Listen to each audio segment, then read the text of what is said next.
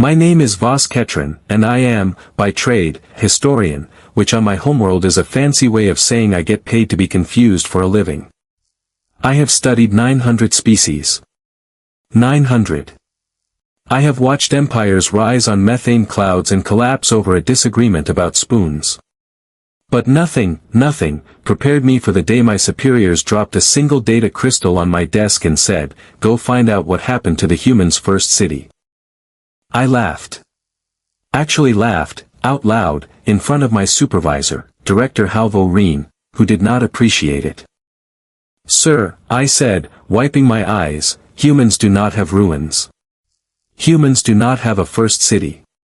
Humans have only existed as a spacefaring species for 40 years.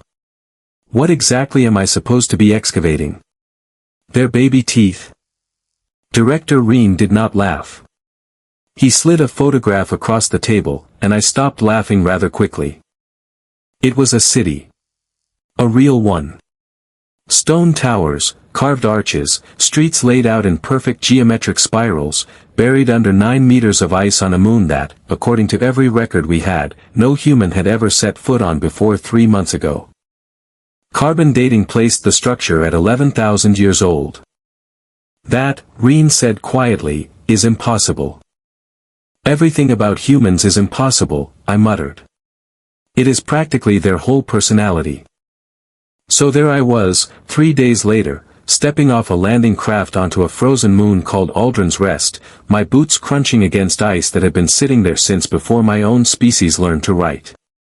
Beside me walked the human assigned to babysit me, a broad-shouldered engineer named Marcus Doyle, who chewed something called gum with the enthusiasm of a man who had never once considered that other species might find the sound horrifying. "So," Doyle said, popping a bubble directly next to my auditory sensor, "you're the guy who thinks my ancestors built a city up here before we had spaceships." "I do not think it," I said, rubbing my ear. "The evidence thinks it. I am simply the one unfortunate enough to report it." Doyle grinned, and something about that grin, sharp, amused, entirely too comfortable, made the ice beneath us feel a great deal colder. "Careful, Vas," he said. "You're about to learn something we don't usually tell outsiders." I should have walked back to the landing craft right then.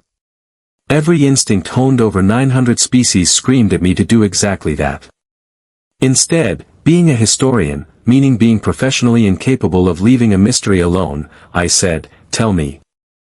Doyle led me through a cut in the ice, down a stairwell that should not have existed, carved by hands that should not have been there 11,000 years ago, and into a chamber lit by veins of pale blue mineral running through the walls like frozen lightning. "Your species keeps records," Doyle said. "So does mine. Ours just got interrupted a few times. Ice age. Flood or two. A rock the size of a mountain. Every time we got knocked down, we forgot everything and started over from scratch, rubbing sticks together, wondering what the stars were."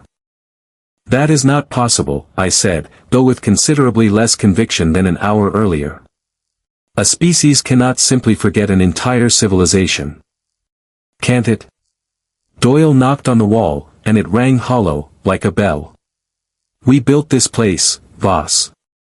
Stone towers, spiral streets, the whole thing, before we had metal, before we had writing that survived. Then the ice came, and we forgot. Rebuilt. Forgot again. Over, and over, and over." I stood there, utterly speechless, which for a historian is roughly equivalent to a fish forgetting how to swim. "So the strange secret," I finally said, "is that humanity is not young at all. You are simply the most persistent amnesiacs in galactic history." Doyle laughed, loud and genuine, the sound bouncing off carvings older than my own civilization's oldest song. "Something like that. We don't remember building empires. We just remember that every single time we lose everything, we get back up and build another one." I looked around that frozen chamber, at proof that this species had been knocked down, buried, erased, again and again, and had simply, stubbornly, refused to stay down. Director Reen wanted a report explaining an impossible ruin. What I gave him instead was a warning. Do not misjudge this species by their age. Humans are not young. They are simply forgetful, endlessly resilient, and utterly incapable of learning the one lesson every other species learns eventually, that some worlds are better left conquered from a distance. I recommend, respectfully, that we keep our distance.